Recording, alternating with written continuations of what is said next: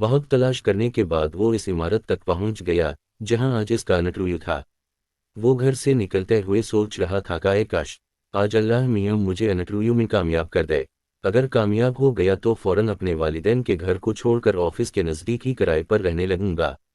والدین کی روزانہ ڈانٹ پھٹکار سے اور روک ٹوک سے تو جان چھوٹے گی۔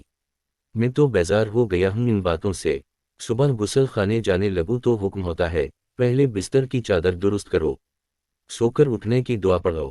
غسل خانے سے نکلوں تو حکم ہوگا نل بند کیا، غسل خانہ صاف کیا، تولیہ پھیلایا جگہ پر یا یوں ہی پھینک دیا۔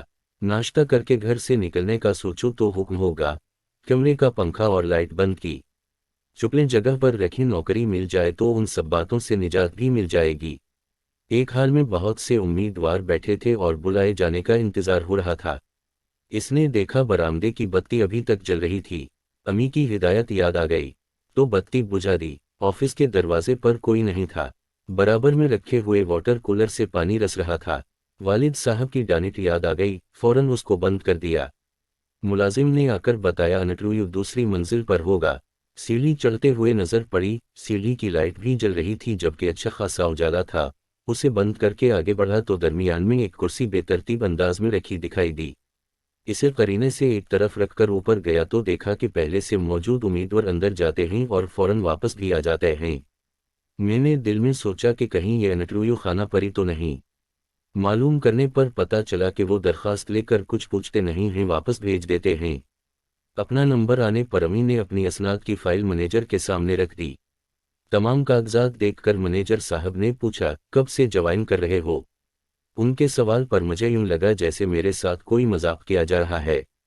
منیجر نے محسوس کر لیا اور کہا یہ اپریل فول نہیں، حقیقت ہے۔ پھر اسے بیٹھنے کا اشارہ کرتے ہوئے کہا آج کے انٹرویو میں ہم نے کسی سے کچھ پوچھا ہی نہیں ہے، صرف سی سی ٹی وی کیمرے میں سب کے ساتھ تمدھارا برتاؤ بھی دیکھا ہے۔ سبھی امیدوار آئے مگر نہ کسی نے لائٹ بند کی، نہ نل بند کیا، نہ کرسی راستے سے ہٹائی۔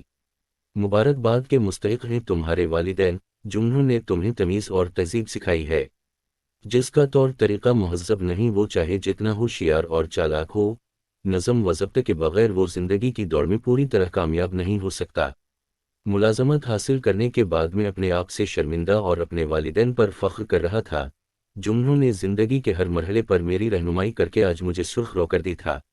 میں نے پوری طرح طے کر لیا تھا کہ گھر پہنچتے ہی اپنی امی ابو سے معافی مانگ کر انہیں بتاؤں گا کہ آج اپنی زندگی کے پہلے امتحان میں ان کی چھوٹی چھوٹی باتوں پر روکنے ٹوکنے اور تربیت کی وجہ سے کامیاب ہوا ہوں۔